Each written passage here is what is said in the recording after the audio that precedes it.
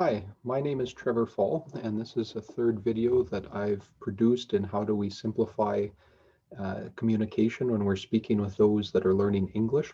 So in the previous two videos, I talked about several different ways of just reducing how we're saying things to a simpler form and level, and a couple of keys of checking in with the other person, not just relying on them nodding and not talking louder in order to say the same things. But if there's something they're not understanding, then how do we often repeat it the first time? Repeat it a second time. And then if there's still confusion, then we would look at how do I make this simpler? And I use the illustration of high school teachers. We've all had the experience with a teacher who was very good at explaining and giving examples and being able to help us understand the formulas or the theories that were being presented. But we've also had teachers who were talking and they just kept talking about new information and kept piling more and more on, and it would lead us to getting confused or frustrated, and it's disheartening. So in this video, I want to identify and talk a little bit deeper about Canadian language benchmarks, but focused on the listening aspect. So I'm going to share the screen and go into a little bit more detail, a little bit different format than the other video, just for some variety with speaking that I did. So here we'll look at listening at a level 4 and a level 6, and then we'll look at the comparisons that are side by side. So I think it's important because often we think, oh yeah, in communication or in conversation class, we're talking.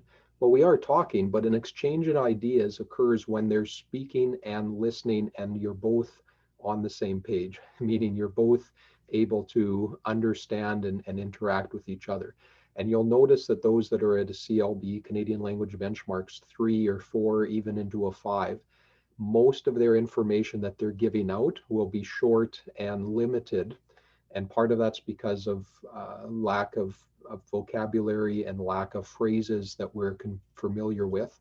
And part of it could be just inability or shyness as they're thinking and translating material and information in their first language, which they're then expressing and explaining in English. So some of you have probably already been looking at the screen while I've been talking, and you can see here they can understand with effort formal and informal communication on topics of personal relevance. So if I start talking about a country that they've never visited, or if I'm talking about ideas that don't relate to them personally, they're going to be struggling to follow along.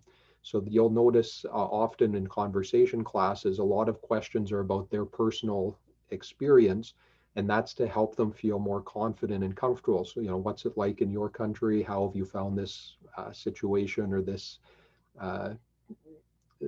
here in Canada? Things that are more personally related. If we're speaking, so when the communication to them is spoken clearly at a slow to normal rate. So again, this is CLB level 4.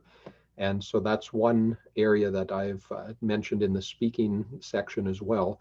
If we're talking at a regular rate as we would with another native speaker, there's going to be communication gaps and pieces of information, maybe even as much as 50 or 60%, that they're actually not hearing and they can't really catch. They hear a few words.